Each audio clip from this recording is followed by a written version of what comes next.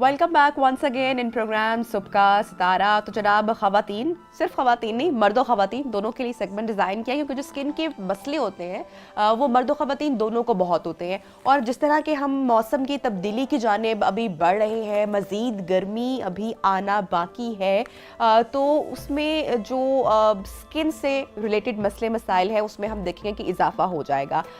इन तमाम बातों पर आज डिस्कशन करने के लिए हमारे साथ जनाब एक्सपर्ट मौजूद हैं। डॉक्टर आतिफ काज़मी अक्सर हमारे शो पर आते हैं और बहुत अच्छी हमें टिप्स देकर जाते हैं अबाउट स्किन केयर प्रोसीजर्स के हवाले से, और हम कैसे अपने स्किन का नेचुरली ख्याल रख सकते हैं। तो आज हम इनसे तमाम बातें करेंगे। अस्सलाम वालेकुम एंड वेरी गुड मॉर्निंग। वालेकुम अस्सलाम जी, गुड मॉर्निंग।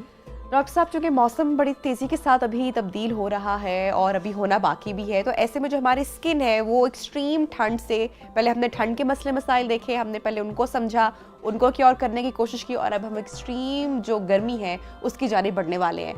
तो ये जो मौसम की तब्दीली है ये हमारे स्किन के साथ क्या तब्दीली लेकर आती है? बिस्मिल्लाहिर्रहमानिर्रहीम। सबसे बड़ी बात तो ये है कि skin is the largest organ of the body. सबसे बड़ा ऑर्गन जो है वो स्किन का है। अगर आप देखें सर से पाँव तक स्किन ही स्किन है, और जो स्किन ऑफ द फेस है इसको कहते हैं is the passport to the society.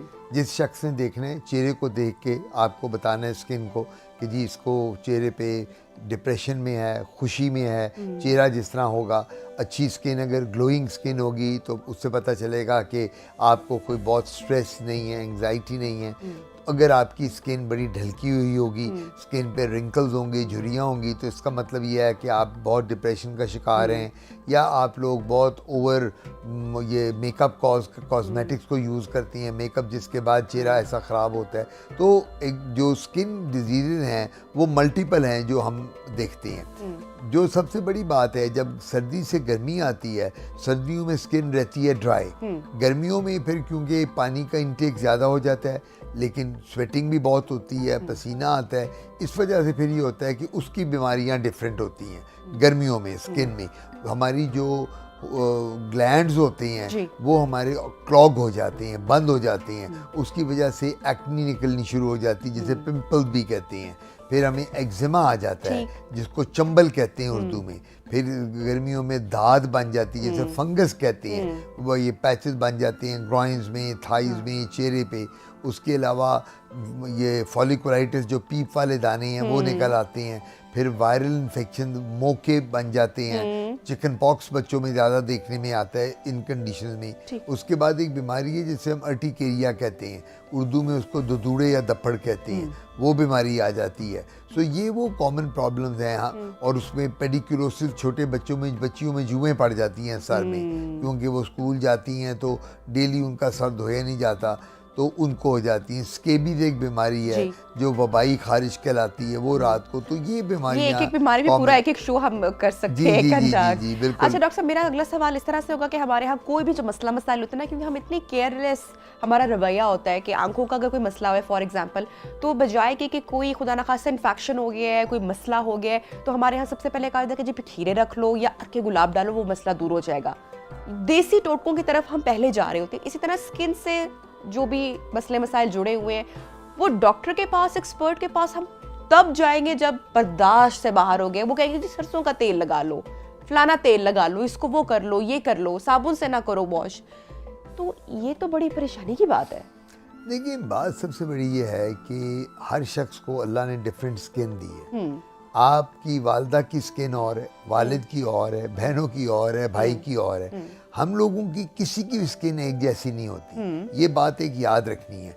आप एक कॉस्मेटिक अगर यूज़ करती हैं ना, आपका कोई अजीज़ रिश्तेदार या आप अमेरिका से, यूरोप से लाई हैं, क्या पता आपको सूट करे, बहन को ना करे, आपकी मदर को सूट करे, आपके भाई को ना करे।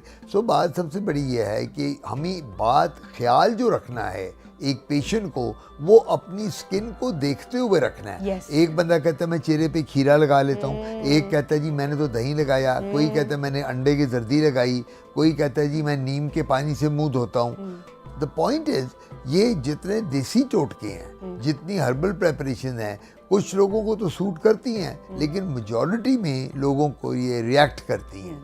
आप ये बातें जो बता रही हैं ये तब बातें होती थी जब हमारी नानियाँ दादियाँ जिंदा थी। डॉक्टर साहब अभी भी होती हैं। अभी नहीं, वो उन्होंने उस ज़माने में पहले क्यों की, इस वहाँ साइंटिफिक रिसर्च इतनी थी नहीं थी कि जो प्रोडक्ट्स अवेलेबल हों और जो हम वो ऑन द काउंटर लिख के दें और आप मार्केट से लें। तो वो देसी टोटके करते थे, चलो जी मेहंदी लगा लो, मेहंदी से ठंड, हाथ और पाँव ठंडे हो जाते हैं।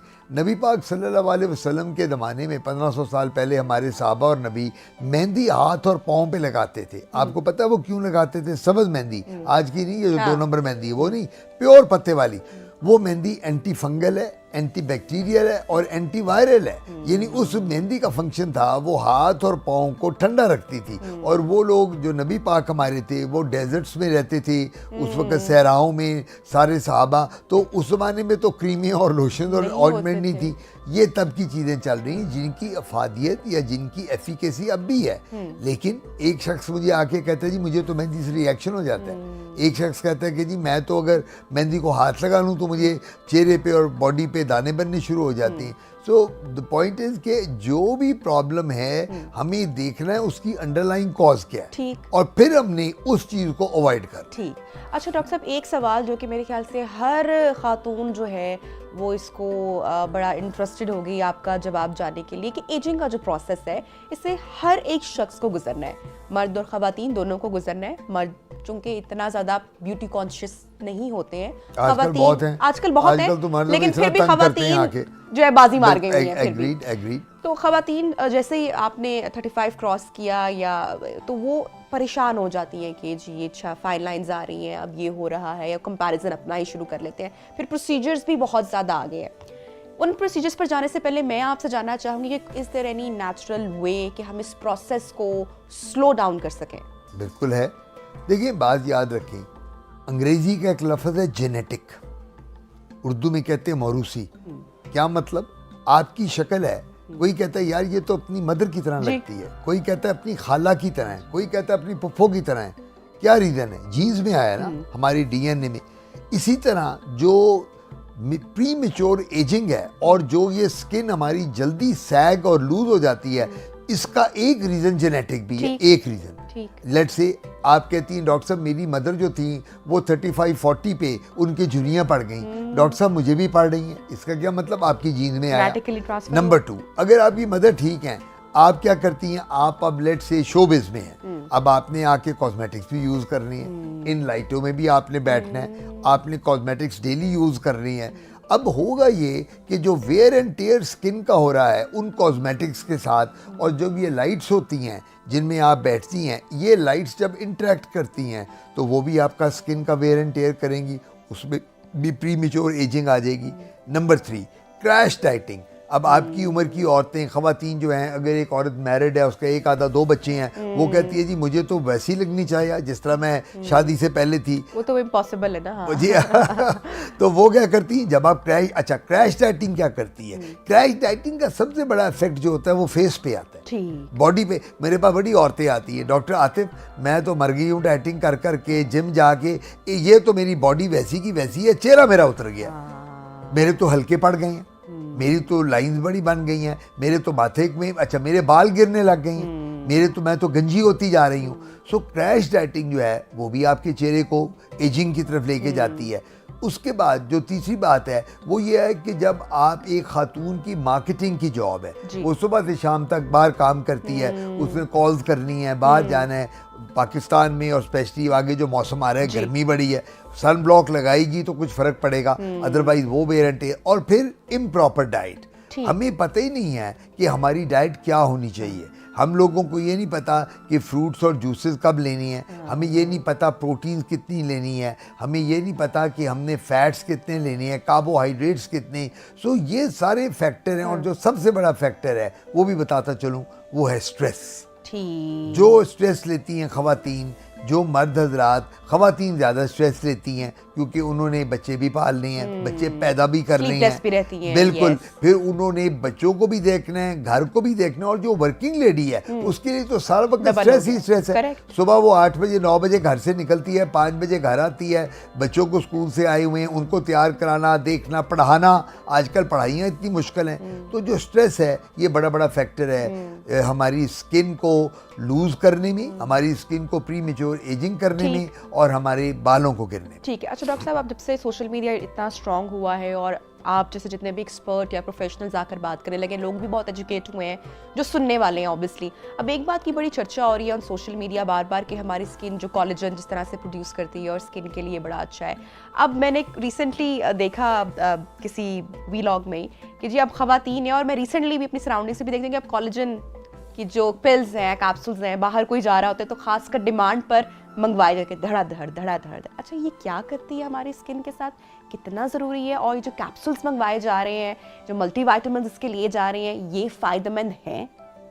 सबसे बड़ी बात है जी कि स्किन की जो इलास्टिसिटी है, हमारी जो स्किन है जो फ्रेश लगती है, टाइट लगती है, वो कोलेजन की वजह से है। कोलेजन जो होता है ये हमारा स्किन का एक लेयर है डर्मिस, जिसको ऊपर का लेयर होता है एपिडर्मिस, फिर डर्मिस, फिर सबक्यूटेनियस टिश्यू। तो डर्मिस जो होता है ये सबसे ज़्यादा बनता किसका है, कोलेजन का। अच्छा, मार्केट में अब ये जिस तरह आप बता रही हैं विटामिन अवेलेबल है, कोलेजन अवेलेबल है कैप्सूल फॉर्म में, लोकल फॉर्म में भी। अब रेटिनॉल का बहुत बड़ा आजकल शोर पड़ा हुआ है कि जी रेटिनॉल यूज़ करें, और उसके साथ देखिए मैं आपको फिर ही एक बात करूंगा, हर स्किन के लिए हर दवाई जो है ना वो सूटेबल नहीं होती। आपकी स्किन का टेक्सचर कलर और है, मेरी स्किन का टेक्सचर कलर और है, आपके बहनों भाइयों का, आपकी कजन का, फ्रेंड्स का, हर शख्स के लिए डिफरेंट स्किन। और मैं यहाँ पे ये बात ऐड ऑन भी करना चाहूँगी, हम सब ने बहुत सारे एक्सपेरिमेंट किए होंगे, मतलब मैंने भी एक बार एक्सपेरिमेंट किया कि कोई फलाना बाहर गया, अच्छा जी ये ले आओ, महंगे महंगे जार्स आपने मंगवा लिए, रख लिए, वो वहीं में पड़े हुए हैं, पता चला है कि क्या है जी इसमें तो लेवेंडर ऑयल है, आंखें भारी हो जाती हैं, नहीं यूज़ कर पा रहे, या स्किन बर्निंग स्टार्ट हो गई। और आप एक लोकल सा, आपको समटाइम मैं समझती हूँ कि 1000 की एक छोटा सा जार आपको ऐसा सूट करेगा, आपकी स्किन को ऐसे वो बेहतर कर देगा कि ये आप आप बेहतर ये कि एक्सपर्ट के पास जाएं, वो आपको बताए। और ये जो ब्रांड गेम ने जो ये डॉक्टर साहब जो महंगे महंगे जार, ये तो खवातीन का मैं समझती हूँ कि बुरा हाल हो गया इसमें। बिल्कुल आपकी बात है, आप तो खुद एक खातून हैं, आप जानती हैं। प्रॉब्लम ये आती है कि आप खवातीन जो हैं आप में कंपटीशन होता है जी, हम मर्दों में नहीं होता। मैंने तो जैसी कमीज पैंट पहनी, हर बंदे ने मुझसे, आप जहाँ जाके बैठेंगी आपका एक हैंड बैग पड़ा होगा, वो कहेगी हाय ये तुमने डिज़ाइनर लिया है, अच्छा जूता कहाँ से, तुम्हारा तो बहुत अच्छा। तो अब आपने अब ये करना है, आपकी मुकाबला होता है, कंपटीशन खवातीन में। फिर आप एक दूसरे से डिस्कस करती हैं, तुम उसके पास गई थी फलाने डॉक्टर के पास, PRP कराया तुमने, बोटॉक्स कराया तुमने, हाय तुम छोड़ो ये सारी बातें, उसके पास चली जाओ, फलानी ब्यूटी सैलून में चली जाओ, फलाने डॉक्टर को। मैं ये कहा करता हूँ excess of everything is bad. मैं हमेशा ये कहता हूँ ओवरडू करना स्किन के साथ, उसको छेड़छाड़ करनी हर वक्त। अब मेरे पास बहुत खवातीन आती हैं, डॉक्टर आते मेरा बोटॉक्स कर दें, मेरे फिलर्स कर दें, मेरे थ्रेड्स कर दें, मेरा PRP। अगर मैं उनको कहता हूँ तुम्हें ज़रूरत नहीं, तो मुझे कहती है आपको क्या, आप पैसे ले मुझसे। अब अगर ज़रूरत ही नहीं है, और ये वन टाइम प्रोसीजर नहीं है, हमें ये बताना है, क्योंकि वन टाइम प्रोसीजर अगर हो तो मैं कर दूं, ये तो एवरी 6 मंथ्स एक दफा आपने स्किन को छेड़ लिया, तो फिर छेड़ते रहे, फिर तो आपने हर 6 महीने बाद मेरे पास आना है। डॉक्टर साहब मैं अपना एक्सपीरियंस एक शेयर करूंगी। मैं एक बार कराची से लाहौर ट्रेवल कर रही थी, तो मेरे बिल्कुल साथ वाली रो में ज़ेबा बख्तियार साहिबा ट्रेवल कर रही थी, और आप यकीन करेंगे, और देखने वालों के लिए भी जिन्होंने उनको देखा होगा सामने से, मेरी नज़र उन पर से नहीं हट पाई, और ऐसा चमकता हुआ चेहरा और ऐसी खूबसूरत स्किन, और हाथ में उनके मुसलसल तस्बीह थी और वो पढ़ती जा रही थी, और नहायत ही खूबसूरत खातून, और अपनी एज के आप वो देखेंगे एक she is a old lady, और उस वक्त कोई इतने प्रोसीजर्स वगैरह तब याद से मैं तकरीबन कोई 8-9 साल पहले की बात करी, तब इतने प्रोसीजर जिस तरह से अभी हैं तब नहीं हो रहे थे, या होते होंगे बहुत ही कम, या बाहर अब्रॉड में ऑब्वियसली होते होंगे, लेकिन उनको देख के ऐसा मुझे कहीं नहीं लगा कि ये प्रोसीजर एक फेस है, और आप इतना ग्रेसफुली ग्रो या एज करते हो जब, तो आई थिंक कि अभी जिस तरह से बहुत सारी खवातीन हैं जिन्होंने बहुत सारे प्रोसीजर्स करवाए होते हैं, तो उनका चेहरा बिगड़ जाता है समटाइम, नहीं ऐसा मैं लगता देखिए है। ना, अब आपने जो दिबा बख्तियार की बात की, उसकी जेनेटिकली स्किन अच्छी होगी। नेचुरली खूबसूरत। देखिए बात सबसे बड़ी ये होती है, हमें एक बात को इसको एक्सेप्ट करना है कि जेनेटिक्स जो है ये बड़ी इंपॉर्टेंट Important रोल है। प्ले करता है आपकी पूरी बॉडी में, आपके चेहरे पे, आपके स्किन पे। इसी वजह से वो ये कहती हैं कि आपकी अगर अल्लाह ताला ने स्किन बड़ी ग्लोइंग बनाई है, आपकी मदर की, आपकी पप्पो की, खाला की, नानी की, दादी की, मे बी आपको भी अल्लाह ताला ने विरासत में वो स्किन दी है और आपकी स्किन ग्लो करती है। फिर कईयों की स्किन बड़ी फेयर होती है, कईयों की ब्राउन होती है, कई डार्क होते हैं। तो डिपेंड, मैं जो सबसे बड़ी बात ये करता हूँ, जो पहले भी मैंने कहा था, कि हर वक्त स्किन को छेड़छाड़ नहीं करनी चाहिए और हर वक्त ये नहीं करना चाहिए कि जी मैं आज गई थी तो मैं फलाना ब्रांड ले आई, मैं ये एक ब्रांड यूज़ करें जो आपके फेस को सूट करता है। ये ज़रूरी नहीं है कि आप अमेरिका जाएं या इंग्लैंड जाएं और वहाँ सबसे महंगा ब्रांड ही खरीद कर लाएंगे आप तो वहाँ से कोई 40,000 रुपए की ये क्रीम ले आएं या 70,000 की, वो सूट ही नहीं करेगी, वो तो आपकी स्किन को बर्न कर देगी। और बाहर के मुल्कों में आपने ट्रैवल किया होगा, मैं तो खैर बहुत जाता हूँ, हम जब बाहर जाते हैं, जो खातून वहाँ जाएगी ना अपना एक सुपर स्टोर पे या ब्यूटी जहाँ कॉस्मेटिक्स हैं उनके स्टोर पे, सबसे पहले वो आपका पैच टेस्ट करते हैं। अच्छा, वो पैच टेस्ट करके थोड़ी सी वो यहाँ फाउंडेशन या क्रीम लगाकर देखती हैं रिएक्ट तो नहीं कर रही। अगर वो रिएक्ट कर रही है, वो आपको वो ब्रांड नहीं देंगे, वो कहेंगे जी it does not suit your skin, we are going to give you the other brand.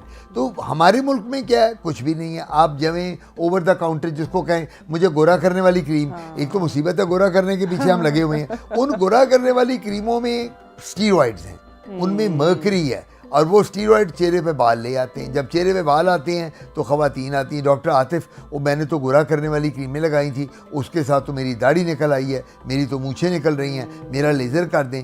हम लोग गोरा गोरा गोरा गोरे के चक्कर में पड़े हुए हैं। गोरी स्किन है, वो लड़की आएगी कि जी मेरी मंगनी हुई है, मेरा जो फ्योंसी है वो तो बड़ा गोरा है, मेरी होने वाली सास बड़ी गोरी है, मुझे भी गोरा कर दें। और वो क्या करती हैं, फिर वो ये जो फार्मूला क्रीम है मार्केट में वो यूज़ करती हैं, जिनके इतने साइड इफ़ेक्ट्स हैं।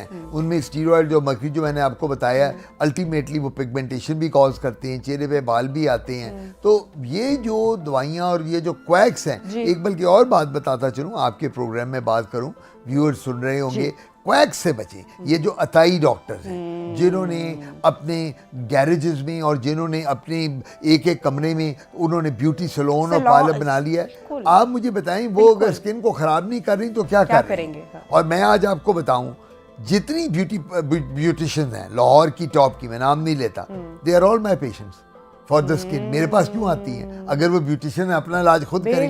ये नहीं, मैं आप यकीन करें, मैं रोज़े के साथ हूँ, मैं गलत बात नहीं कर रहा। मैंने जितनी लाहौर की ब्यूटिशियन है टॉप की, they are all my skin patients. तो भाई तुम अगर ब्यूटिशियन हो, तुम लोगों की स्किन तो ठीक करती हो, अपनी क्यों नहीं मांग करती हो? क्योंकि they do not know ABC of skin.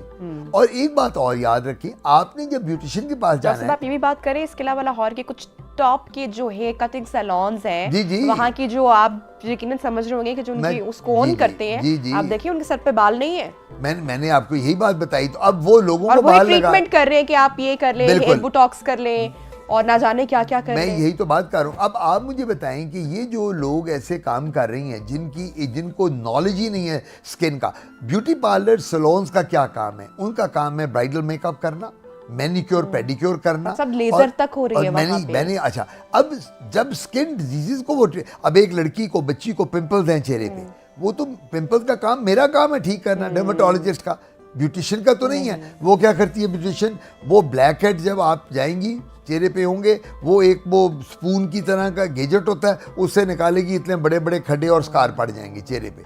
फिर वो मरीज रोती हुई लड़की मेरे पास आएगी, डॉक्टर साहब 2 हफ्ते बाद मेरी शादी है, 3 महीने बाद मेरी शादी है, मेरा तो चेहरा ख़राब हो गया, लेज़र किया था उसने, ब्यूटिशियन ने चेहरा मेरा बर्न कर दिया।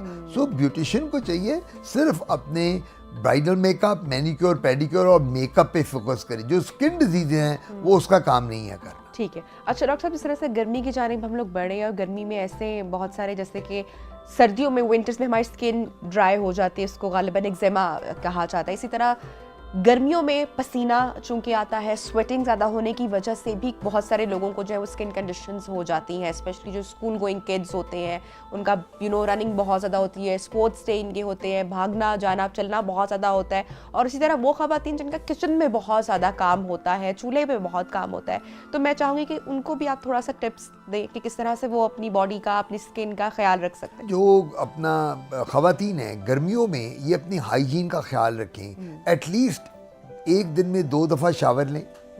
कपड़े जो हैं वो लॉन या कॉटन के पहने, सिल्की पॉलिएस्टर कपड़ों को अवॉइड करें। आप ये खुद सोच लें, आप खुद एक खातून हैं, अगर आप एक बड़े सिल्की कपड़े पहन के या पॉलिएस्टर के कपड़े पहन के किचन में चली जाएं, तो जब स्वेटिंग होगी, पसीना आएगा, तो इन कपड़ों के साथ आपको फंगस भी आएगी, आपको एक्जिमा भी आएगा, आपको अर्टिकेरिया या छपाकी भी होगी, और आपको और भी लातादाद बीमारियां होंगी जिनमें फोड़े फिंसियाँ भी बन जाते हैं। तो जो सबसे बड़ी बात है वो ये है कि बहुत ज़्यादा आप अपना मेकअप ना करें गर्मियों में। अगर करना, अब आप जिस तरह आई हैं, गर्मी आए, आपने प्रोग्राम किया, तो यहीं आप अपना स्टूडियो में ही मेकअप उतार के मुंह को साफ करके घर जाएं, ताकि अननेसेसरी कॉस्मेटिक्स आपके चेहरे पे घर तक जाते जाते भी नहीं रहनी चाहिए। आपने जो मेजर पार्ट है वो स्किन का साफ करके जाना है, क्योंकि बाहर निकलेंगी, धूप है, चाहे आप गाड़ी में जा रही हैं, धूप तो गर्मी तो है, गाड़ी भी गर्म होगी, इसी का भी इफेक्ट आहिस्ता आहिस्ता आता है गाड़ी का। तो मैं इसमें जो सबसे बड़ी बात यह है कि पानी का इंटेक ज़्यादा करें, फ्रूट्स और जूसेस ज़्यादा लें, और अननेसेसरी कॉस्मेटिक्स और सोप्स का इस्तेमाल ना करें। ठीक है। अच्छा डॉक्टर साहब, जो गर्मी दाने हमारे यहाँ एक टर्म यूज़ की जाती है कि बहुत ज़्यादा बढ़ जाते हैं गर्मी के आते ही, इसकी रीज़न क्या है और इसकी ट्रीटमेंट क्या है? गर्मी दाने जो होते हैं, बेसिकली मुझे बड़े लोग कहते हैं कि जी हम आम का जब सीज़न आता है कि जी हम बच्चों को आम देते हैं तो दाने बहुत निकल आते हैं, आम ज़्यादा खा लें तो दाने निकलते हैं।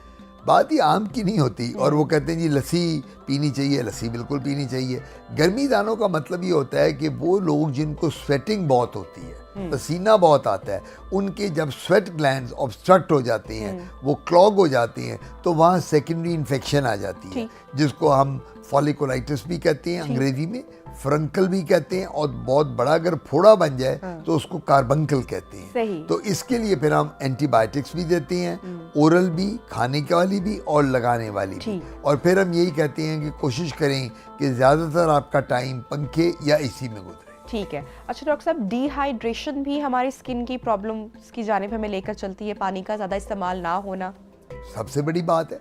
आप अगर डिहाइड्रेटेड हैं, 2 दिन पानी नहीं पिएंगी, आपका चेहरा उतर जाएगा। जो देखने वाला पूछेगा वो कहेगा क्या हुआ है, तुम्हारा तो चेहरा ही उतर गया, तुम्हें तो बिल्कुल ही आज बीमार लग रही। एक अंग्रेजी का लफ्ज है जो हम बहुत कॉमनली यूज करते हैं, बॉडी लैंग्वेज कहते हैं ना।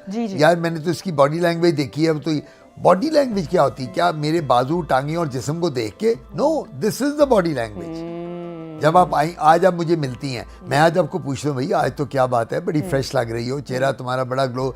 एक दिन आप मुझे मिलें या आप मुझे देखें, आप कहें डॉक्टर आतिफ क्या वजह, आज आप बड़े मुझे लग रहे हैं, आज आपका चेहरा उतरा हुआ लग रहा है। तो वो जो भी चीज़ होगी, ठीक, जो भी आपकी डाइट है, जो आपकी बीमारी है, जो आपका स्ट्रेस है, वो कहाँ रिफ्लेक्ट होगा? बॉडी के ऊपर। अब मैं एक और अगली बात करूं, जब प्रपोजल आती है किसी लड़की या लड़के की, तो कभी भी जब हम देखते, अपार्ट फ्रॉम अदर थिंग्स, पढ़ाई वगैरह, उसकी एजुकेशन, फैमिली के अलावा, कभी किसी ने जाके, अगर लड़का कोई लड़के वाले लड़की के घर जा रहे हैं देखने के लिए, कभी किसी ने कहा मुझे एक्सरे चेस्ट करके दिखाओ, मुझे अपना अल्ट्रासाउंड करके दिखाओ, तुम्हारा लिवर ठीक है, अपना ब्लड करा के दिखाओ, तुम्हारा शुगर तो नहीं तुम्हें। अगर ऐसा कहेंगे तो बात ही नहीं बनेगी, बात ही नहीं बनेगी। एग्जैक्टली। तो हम क्या करते हैं, हम सिर्फ चेहरे को देखते हैं, apart from other thing. Proposal में चेहरे को देखा, हमने कहा जी, तो अगर पिंपल्स हैं तो हमने कहा हो ये तो लड़की तो बहुत पढ़ी लिखी है, खूबसूरत है, जोड़ी नहीं बन रही। बिल्कुल जोड़ी नहीं बनती।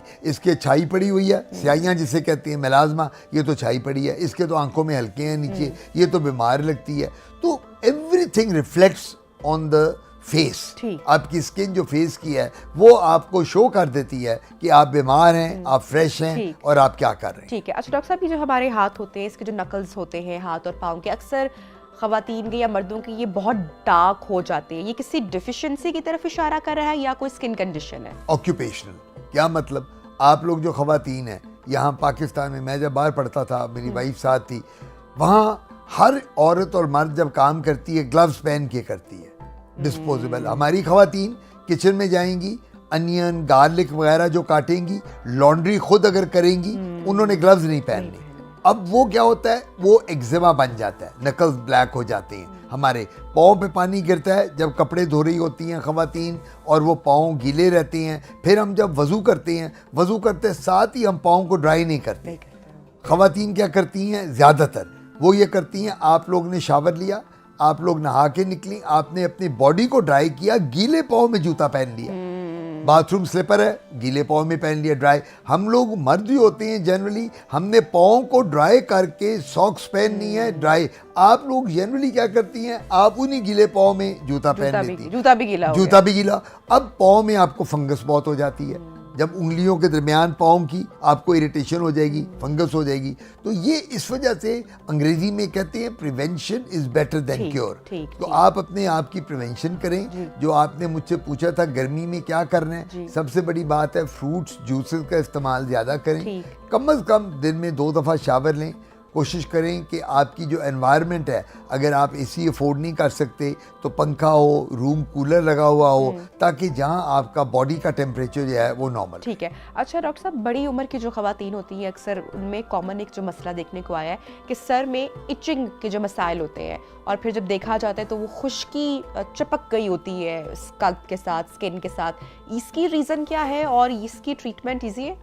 डैंड्रफ, जो बड़ी उम्र में औरतों में डैंड्रफ जब आ जाती है, जिसको हम सिकरी भी कहते हैं उर्दू में, सिबोरिया कहते हैं अपने लफ्ज़ों में, जब वो खुश्की आती है तो उसमें खारिश होती है। हर शख्स सर को खारिश करता रहता है। अच्छा, अगर कुछ खवातीन में जुएँ पड़ जाती हैं, जुओं के साथ भी ये खारिश होती है, कुछ में फंगस हो जाती है उसके साथ, तो बेस्ट तरीका क्या है, हमें एक दूसरे का ब्रश और कोम शेयर नहीं करनी। मैं ये कहा करता हूँ, शेयरिंग के साथ प्यार मोहब्बत और लव नहीं बढ़ता, बीमारियां बढ़ती हैं। मैं स्पाउस के भी अलग होने चाहिए, बच्चों की भी अलग होने बच्चों की। अब आपके बाथरूम का जो स्लीपर है, आपके स्पाउस का अलहदा हो, बच्चों का अलहदा हो, आपका अलहदा हो। लेट से आपने एक स्लीपर रखा है, आपके मियाँ को फंगस है पाँव में, आप पहनेंगी, आपको हो गया बाथरूम में, बच्चे ने यूज़ किया, बच्चे को हो गया। तो हमें सब चीज़ों को सेपरेट यूज़ करना है, और अपना खुद टॉवल अलग होना चाहिए, टॉवल तक आपने शेयर नहीं करना। ठीक, thank you so much doctor साहब, आपने टाइम निकाला हमारे प्रोग्राम के लिए। Hygiene is very important. जो छोटे छोटे पॉइंट्स डॉक्टर साहब ने हमारे साथ शेयर किए, उनका ख्याल रखना बहुत ज़रूरी है। और कोई भी तरह खास अगर आपको स्किन रिलेटेड मसला हो तो उस पर टोटका करने से पहले डॉक्टर की जो राय है वो ज़रूर जान लीजिएगा। ब्रेक लेते हैं, ब्रेक के बाद प्रोग्राम सेगमेंट्स को आगे बढ़ाएंगे। Stay with us.